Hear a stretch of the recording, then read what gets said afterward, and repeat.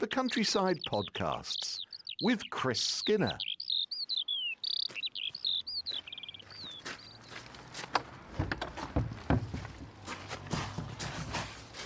Something different this week. Welcome to the podcast. We've just come off a main road, well, one of the roads that leads to the farm. We're a couple of miles away, just on the outskirts of Norwich, and we're in someone's back garden here. Why have you brought me to someone's back garden, and are we going to get arrested? Oh, we won't get arrested because we've obviously got permission. But about 3 podcasts ago or so, we visited the upper reaches of the River Tass and discovered that the river there is being re-wiggled. There's probably a technical term for it, but it's following its original meanders. In the 1960s, quite a bit of the river, which flows through the western side of High Ash Farm, where I live, was deepened and straightened and almost became canal-like. And the modern way of thinking is that if you can slow the rivers up by letting them follow their original courses, their meanders they're called, you can slow the rivers up, and when you have flood events, it helps protect the land much lower down the river system. In fact, there's a new way of thinking. It's called managed retreat, and for the lower part of the river, we're standing right next to it at the minute, it's actually the River Yare. And this building behind us is the old mill, isn't it? Is the mill, and all the old sort of artifacts from the mill inside the house. And right here, just on somebody's patio, good job we got permission, Gudge, is the mill wheel to actually grind the cereals and the corn up with a huge square axle hole right through the middle of it, and then some of the old running gear there. Over there, some of the wheels which would be belt driven and drive the huge cogs inside. And the building is massive, and it's really unusual brickwork. You can see the bricks aren't laid horizontally. Obviously it's done by somebody in Norfolk. They're all laid edgeways and crisscrossed, and it's really lovely. In Norfolk we call that on the huh. That is exactly what it is. But just come up and have a look at this, because this is fabulous. This is a wonderful property here, the old mill, just on the outskirts of Norwich, and we've got some water, and I can hear running water going under the building. Yes, and it's right under the living room of the mill, and inside the living room is a glass floor, and then there's an electric sluice which you can raise and lower, and the owner of the building is responsible for controlling the depth of the River Yare on the outskirts of Norwich. Wow. Well, what a responsibility. I suppose he can't, or she can't, go on holiday. No, probably not. I think he can remotely operate the sluice, but it's coming through at a huge rate of knots. You can see the body of water moving, can't you? It's 2 feet of water till we get to almost the height of the living room, so it's controlled depth. The river here hasn't been dredged for 30, 40, 50 years, and there's approximately 6 feet of silt in it. Now, the river just upstream from us, so if we walk on the little decking bit in front of the house here,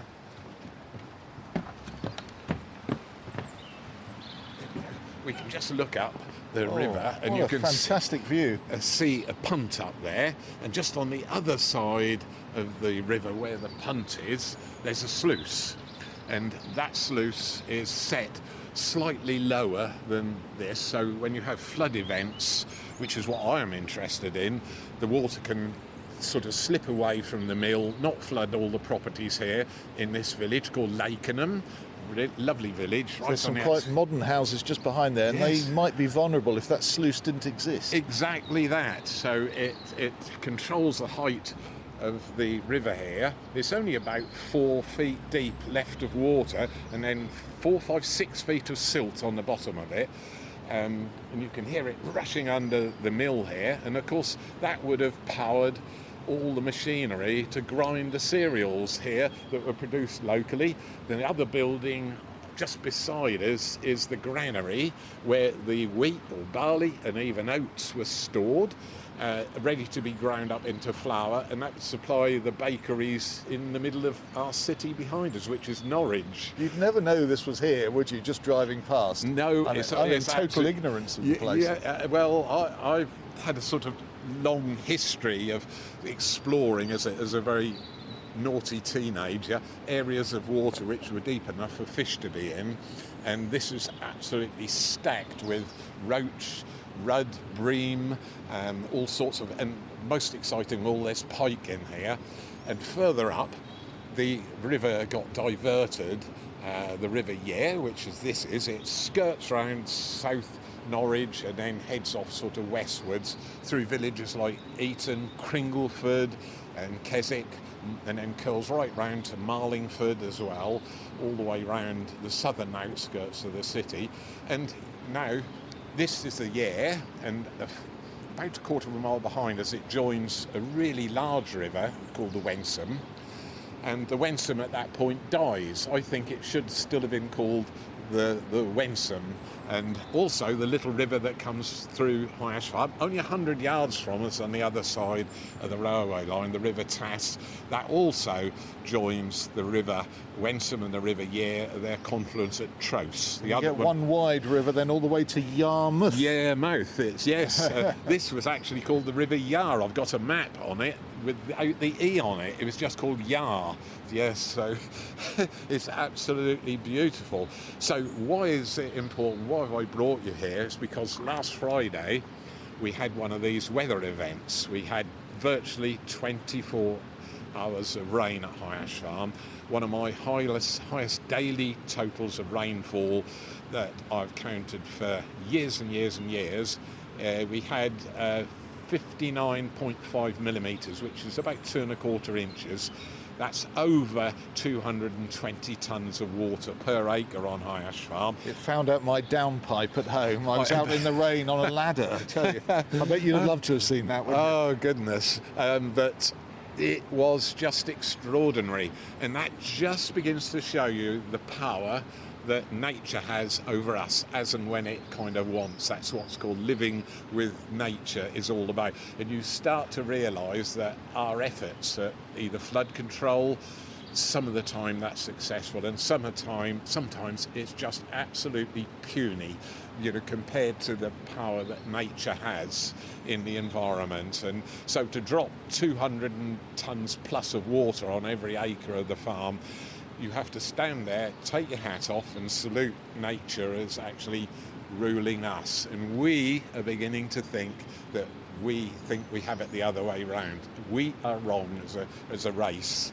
You'll be able to listen to this in 50 years' time, probably, this podcast, and say, well, that old boy Skinner was probably right, So what we'll do, we'll go back to the farm now. It's only a mile for us to drive back, and just sort of explore the results of the flood that we had there. There's streams, bearing in mind High Ash Farm has 4 hills and 4 valleys, and some of the valleys have permanently running streams through them, and they just became torrents in a few hours. Just trying to get it was basically like the gutters of the farm, and it all made its way quickly here. And the gentleman who owns the mill here had to raise the sluice to let both portions of the River Yare just relieve itself, because back 3/4 of a mile upstream from where we're standing, all the marshes, our water meadows, flooded. They were knee deep within 12 hours of that rain event. That was quite amazing. So they were doing their job, really? Absolutely, that's what they're for. But when you look here where we are, we're right on the outskirts of Norwich, Lakenham, as I said, and there's houses all around, and so really these are all vulnerable properties unless we find a way of dealing with these weather events. The weather, perhaps we're getting about the same amount of rain each year that we normally get, but it's coming in events, and whether it's all dry weather, droughts in other words, whether there's excessive wind, or whether we have a rainfall event like we just had last week, just sort of makes you stop and think, where are we all going? So come on, I know where we're going now. We're going back to High Ash Farm and explore a little bit more of what water can do and what it can't do. Are we going to meet up again with Rat? Yes, he's in the truck. He's waiting for us because I told him that we were coming to the farm today, and he was hugely excited. He ran down the farmyard, put himself in the truck, and that's where he's waiting for us. Just look there. That's what you call a cog. Well, look at that. That's 3 foot across nearly, isn't it? Yep. And a great big cog wheel Yes. there with the teeth. Yes. Beautifully machined. Absolutely fantastic. And inside the mill, on the living room wall, as you have to have in Norfolk, is an 8-foot diameter cast iron cog. I think it weighs 1.5 tons. It is absolutely beautiful. But come on, I'll be here all day otherwise. Well, it's wonderful seeing some of this old world stuff here. You know, it's an antidote to the modern world, isn't it? But Yeah. anyway, thanks to the owner Yes. of Lakenham Mill. Lakenham Mill. Yeah.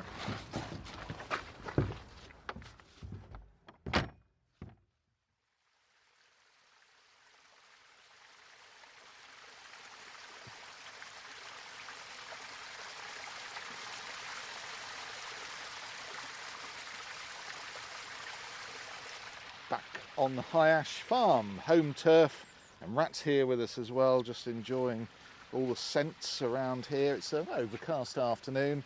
It's actually got cold again though, hasn't it, Chris? Yes, we had the first frost of the year this morning. It just crept to -1, and the tracks on the farm, which are mainly used for walking, were crystal white, and just brings back memories of November from my childhood, where you'd always have frosts and almost ice on the duck pond as well.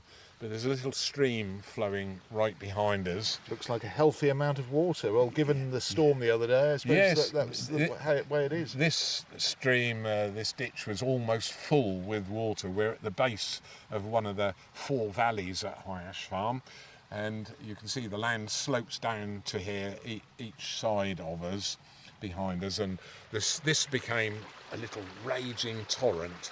And right behind us there's some tree roots. There's a venerable old ash tree right behind us, and the stream is flowing over the roots and dropping down. And this is one of the little seats on the farm where we're actually sitting. It's what I call my cancer seat, so you can come and sit here if you've had chemotherapy or radiotherapy and you're not feeling 100%, should I say, and you can come and just listen to the water that's flowing over this waterfall of natural tree roots behind us, and it's really lovely. But last Friday, and particularly Saturday morning, the water had found its way to the base of these valleys, and this was quite dangerous where we're sitting. You can't believe it now. It's a very peaceful, tranquil spot. This was a raging torrent because it collected the water from the fields beside us, and the water just runs off the top at this time of the year. The ground was still very dry,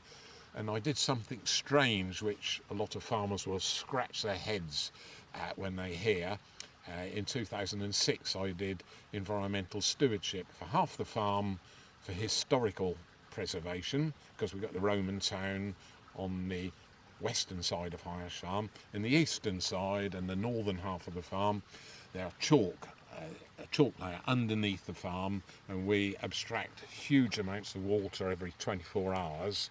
There's a lovely chalk aquifer. It's very high quality water, and as part of the stewardship scheme, I did something called water harvesting, one of the prescriptions.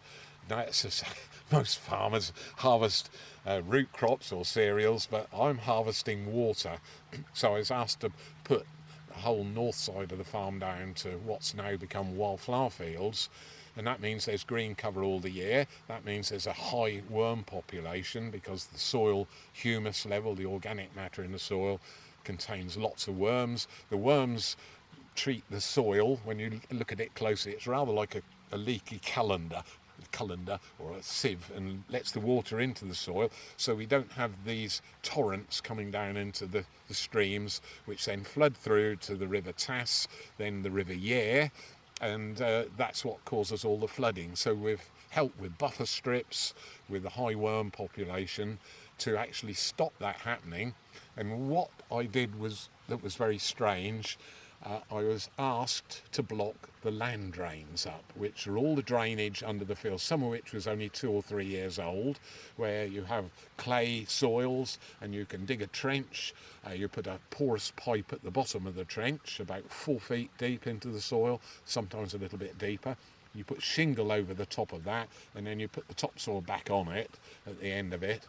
And it was quite an expensive operation to drain the fields, and all my drains were blocked to stop that happening, because didn't want the water to run off into the streams, but the main reason was for it to carry on percolating through the soil to reach that aquifer, which is one of the most important assets on the farm as we sit here today. Otherwise, with the efficiency that you used to have to get the water off the farm, Yes, it would yeah. straight into the river system, straight out to sea. Yes, because waterlogging is one of the sort of chief elements of yield reduction. If cereal crops and even root crops have their roots in water for more than a very short period of time, it affects the yield. It also helps to dissolve the fertiliser that we put in. So when you have these flood events, things like nitrates, phosphates and several other elements that farmers put on, we call them artificial fertilisers.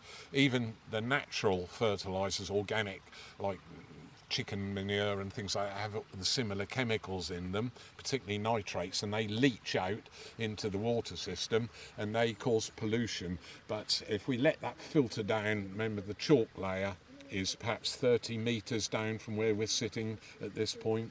In some of the places, so some people walking past with a dog, fingers crossed, rats under control by himself somewhere, so fortunately he's missed that. But so huge changes in the way of farming and doing all the different things that modern farms who have gone into stewardship have to do. And it's second nature for me to now think of the most important asset on the farm is water harvesting. Why? Because the local water authority, it's Anglian Water in this case, are harvesting well over 20,000 cubic metres a day, summer and winter, to supply high quality drinking water, partly to Norwich and partly to the villages all around where we're sitting. Because maybe people are surprised to hear this if they don't know Norfolk, we haven't got reservoirs. No, we haven't, and we're also situated in one of the driest parts of the UK. Everything west of the Pennines receives a sort of lion's share of rain, and we kind of have the dregs over this side of the country, anything that's left. Although the Pennines don't stretch down as far south as this, we are the widest bit of the UK at this point in time. Orford Ness is the eastern point of Great Britain, not far from where we are, and by the time the rain events get here, it's unusual to have too much water, so it's a really precious commodity. So when you turn the tap on, to me it's a miracle. I was brought up on well water and from the farmyard, and even if that ran dry, we'd be using soft water from the soft water well, where all the buildings ran into a very deep well, and my mother or father could get the water out of that and had to drink that, which is 3 or 4 months ago, these streams, much of the lake, it dried up, hadn't it? Absolutely had. You could nearly stride across the lake, which is 1,000 square metres of water surface, and you would hardly have got wet. But and of course it's such an important environment, the water environment, not just for humans but for all the wildlife that shares it as well. There's a whole other raft of creatures, right up to the apex predators, obviously otters. We've talked about fish in the past, and there's a little notice here. It says spring-fed stream. This is a feeder stream to the River Tass, which joins the River Yare at Trousse. Water and bank voles inhabit the edges, freshwater shrimps and 5 species of fish live in this stream and the nearby lake. And looking up on the bank, creeping through the hedge, there's a rat. The lesser spotted, not actually a rat, there's the lesser spotted rat dog. But you could mention as well that this is an otter highway here. Absolutely. So otters come through here, and there's a lake up near the big pylons at Stoke-Holy Cross there.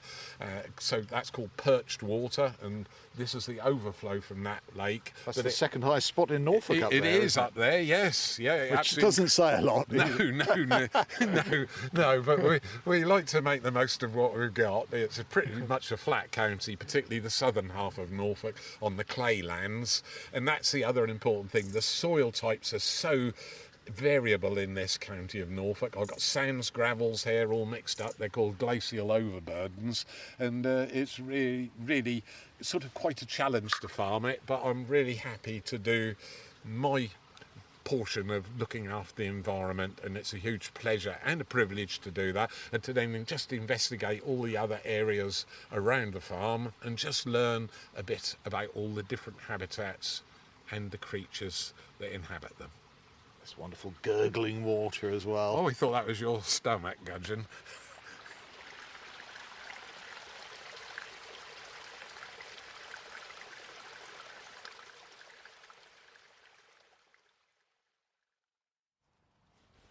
Out on the farm, and there's a nice nip in the air. Winter's on the way sort of feeling.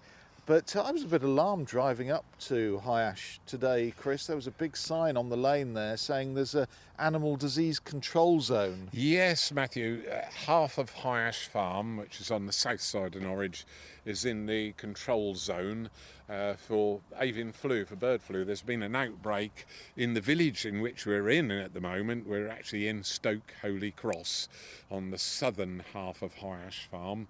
And there's been an outbreak in a poultry unit not far from where we are, probably about a mile away, and we're just in the control zone, part of High Ash Farm is. So I'm on constant vigilant awareness of looking out for any birds, wild birds I'm talking about, that have been affected. And during the last week or so, I've found quite a number of wood pigeon just either looking really poorly or actually deceased. And just as we drove to this portion of the farm, I did see a very large pile of feathers, and I think there's another pile just the other side. Yes, just through there's another pile of feathers through there. So something's deceased, and then the carcass has been eaten and taken away. But alarmingly as well, it's the birds that seem to flock together at this time of the year, and certainly the corvids, the jackdaws, the rooks, forming quite large flocks here at the farm. Remember, I'm providing overwinter wild bird seed cover for them for the winter months, so we're encouraging large numbers of birds, and because those birds feed together, that's wood pigeons and rooks, they sleep together at this time of the year and form quite large colonies, then that's the ideal habitat for the virus or any diseases that are contactable either with each bird to bird or through the air. We're not entirely certain of all the transmission means of the avian flu can spread itself about, but anyway, when it gets into a housed poultry flock, ducks, geese, turkeys obviously, and particularly chickens, which there's masses of chicken farms in this part of Norfolk. It's a grain producing area, and the main diet for them is grain, perhaps soya mixed in as well to get the protein level up. Then it's quite alarming, particularly if you're one of those poultry keepers. We used to keep poultry at High Ash Farm in what would be regarded as ridiculously small numbers, perhaps 100 turkeys, a few hundred chickens producing eggs to go to the egg marketing board, which collected the eggs every week.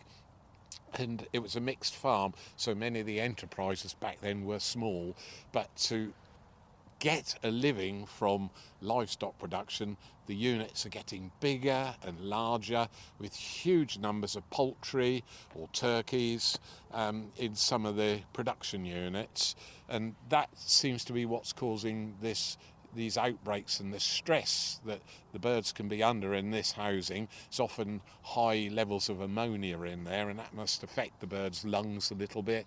They're actually although they can be in deep litter, many of them are not free range. They're actually enclosed in what we call broiler houses, and that's what causes or can cause the problem. And once the virus is in there, it just goes through like wildfire, is the only way to describe it. The ministry send their vets, don't they? Yes, they do. And all the birds in any given unit are destroyed. Yes, they are. They're gassed, and it's a pretty awful job, but it's the only way to stop the transmission from a very large area of infection.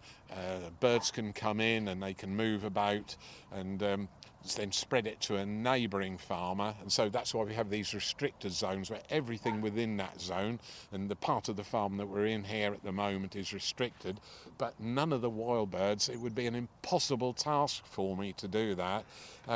We had a lovely lot of grey-lag geese land into one of the pastures yesterday evening. There was between 50 and 60 of them, and they flew in together, they fed for an hour or two together. It was delightful to see. Then they all disappeared off, they all took off together, and as they disappeared on the horizon against the sunset, there was a lovely V formation. You could just hear them disappearing away into the distance. It was tearfully beautiful to watch that, and I just feared that they'd actually landed in the control zone on the part of the farm where we are, and it does worry me, so I'm constantly vigilant, watching out for any signs. And there's nothing I don't pick the birds up if I find a dead one, but it's absolutely awful. You've got these big corvid roosts as well. We have. We've got 3 on the farm. There's one just off the farm we can see on the horizon over at Dunstan. Well over 1,000 birds there roost. They're mainly rooks and jackdaws. Another one on High Ash Farm, and a third one just outside the control zone in Arminghall Wood, and it's just lovely to watch those birds communally coming in the evening and chattering away. I've recorded them lots of times. It's a beautiful sound. They're all communicating to each other, and of course they're roosting together. Some higher up in the trees are pooing on the ones beneath them, and you have pebble dash jackdaws sometimes in the mornings, so you do smile. They're all tightly packed together. That's secure for them, but at the same time, although they're outside and it's fresh air, they're vulnerable to these viruses which keep changing their form. So sometimes poultry can be particularly susceptible. Sometimes wild birds, in the past in the northern part of the UK, we've had the gannet colonies affected as well. So it's an absolutely lethal virus as far as birds are concerned. So, I mean, fingers crossed, all the precautions and these zones that have been set up of parts of which we're in, yes. Hopefully it'll all work. Yes, hopefully. That's all you can do, really. That's about as far as you can go. Once you've destroyed the flock, you can sterilise the buildings, and you have to wait for a certain time before you can reoccupy them. But bearing in mind it's somebody's livelihood, and some people just shrug their shoulders and say, well, that's what you get for intensive farming. But it's the way we produce lots of our food today, and it's a way of also supplying inexpensive food by having the large units, low labour force, and that's the modern way of doing it. It may be wrong, maybe not wrong, but that's how we do it today.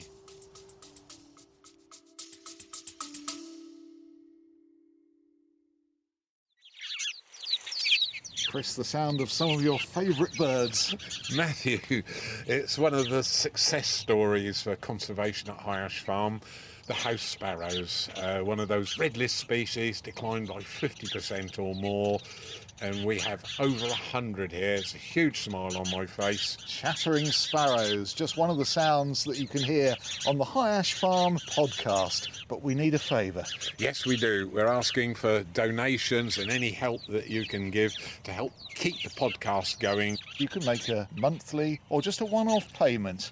highashfarm.com/podcast. Well done, Matthew.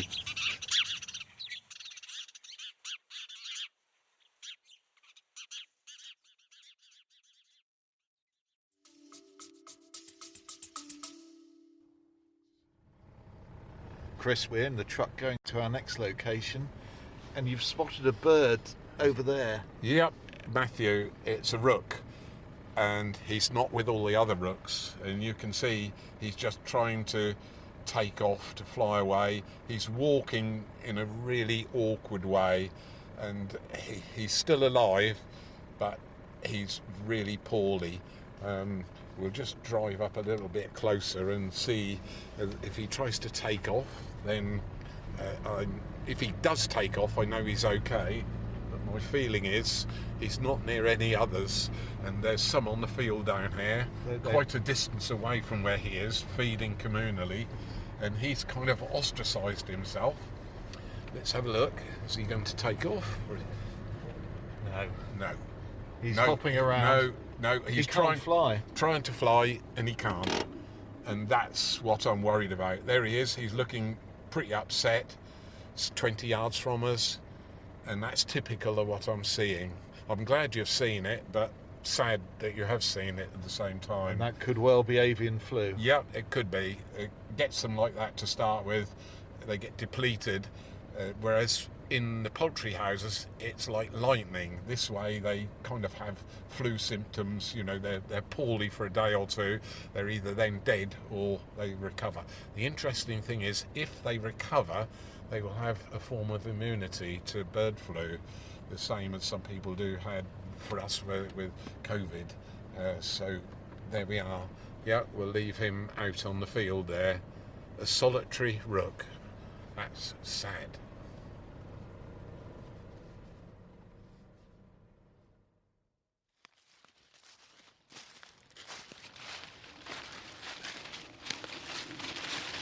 Here we are, we're in the woodland, Fox's Grove, and sad to report, when we drove here, we saw another bird ailing. Yes, another rook, Matthew, really distinctive because it was away from the rest of the flock, and that's so unusual. They're gregarious birds, they just love being together, particularly at feeding time and roosting time.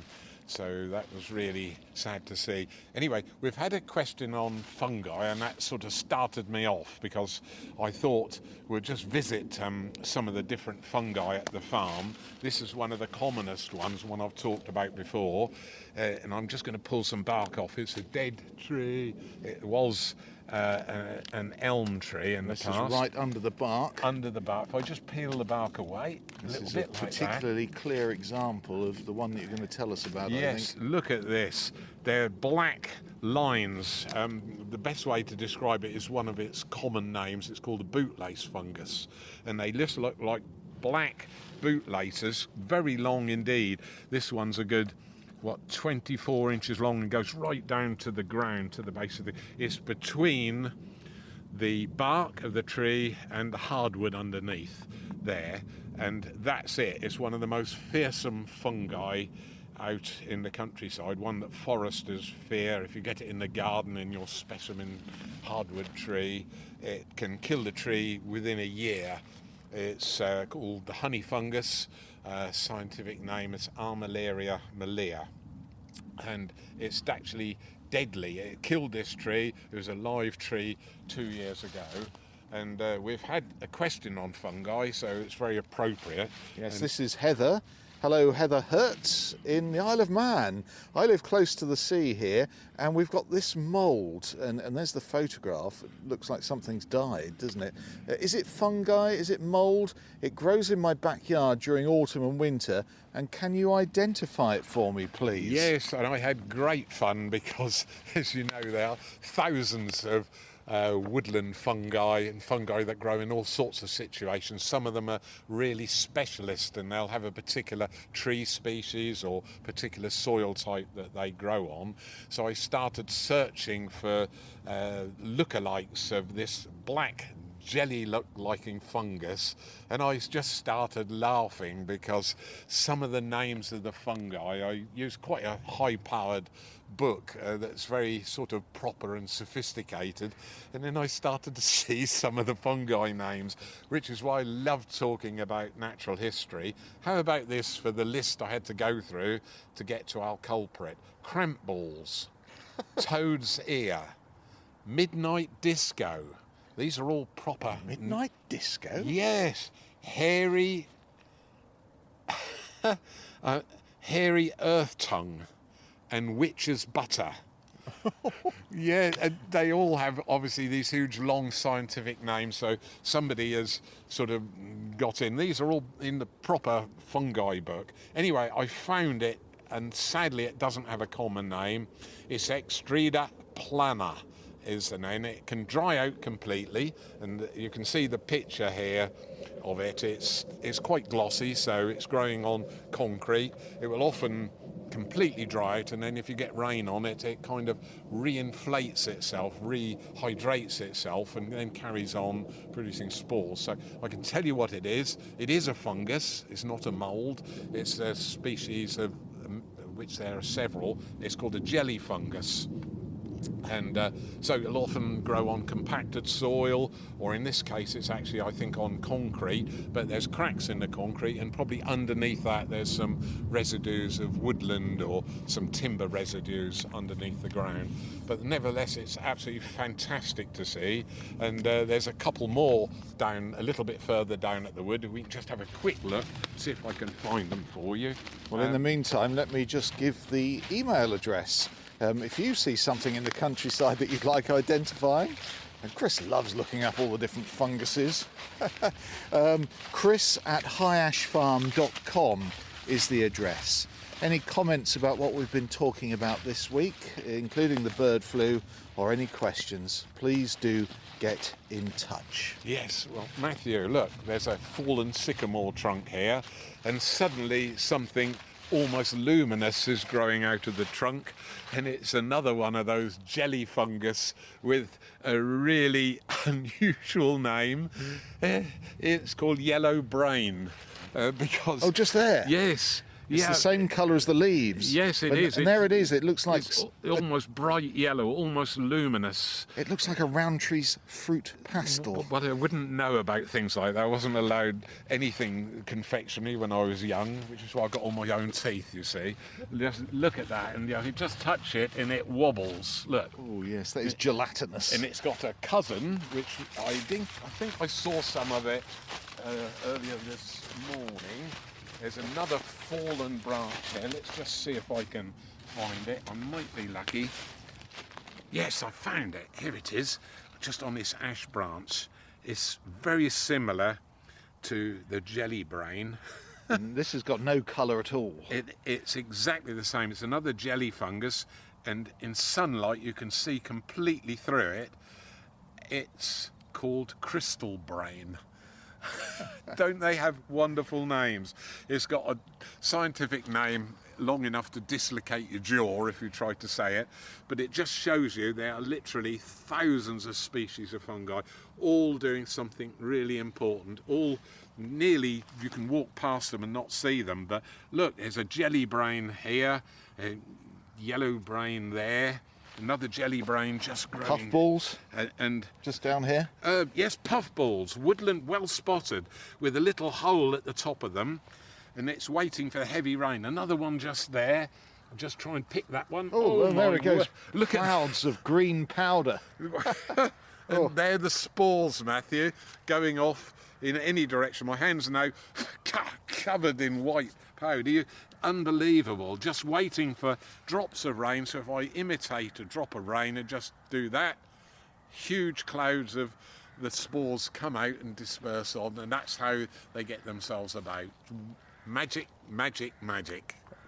It's a good note to end. The wonders of nature still absolutely astounding us every week here on the Countryside Podcasts with Chris Skinner, farmer extraordinaire at High Ash Farm. And if you'd like to help this podcast, we need all the help we can get, don't we? So. Donations are welcome via the website, and that site is highashfarm.com/podcast. You can make one-off donations or make it monthly, whatever you like. Daily, please. No, it's terrific that you're helping out with this, because I know that the podcast is listened by a lot of people. Yes, it is. It goes all over the world. I'm astonished. Yes. But it's also great fun, and as I said earlier, a huge privilege. Time to find rat. Yeah, I think so. I heard some barking in the distance.